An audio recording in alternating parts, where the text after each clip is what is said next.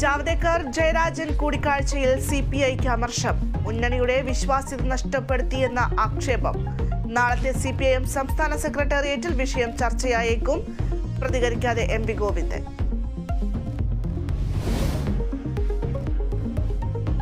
ബിജെപിയിലേക്കില്ലെന്ന് ആവർത്തിച്ച് എസ് രാജേന്ദ്രൻ. തന്നെ ആരും ഭീഷണിപ്പെടുത്തി സിപിഐഎമ്മിൽ നിർത്തിയിട്ടില്ല. ജാവ്ദേക്കറെ കണ്ടതിനു ശേഷം മറ്റാരുമായും കൂടിക്കാഴ്ച നടത്തിയിട്ടില്ലെന്നും രാജേന്ദ്രൻ.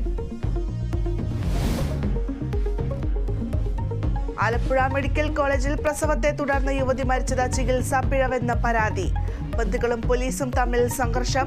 ഷിബിനയുടെ മരണം ഹൃദയാഘാതം മൂലമെന്ന് അധികൃതർ. അന്വേഷണത്തിന് ഉത്തരവിട്ട് ആരോഗ്യമന്ത്രി.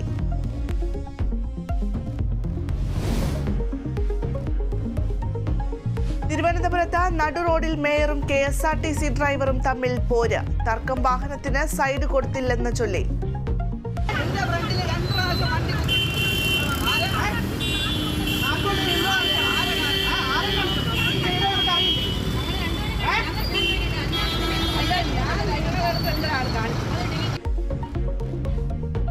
അപമര്യാദയായി പെരുമാറിയെന്ന ആര്യ രാജേന്ദ്രന്റെ പരാതിയിൽ ഡ്രൈവർക്കെതിരെ കേസ്.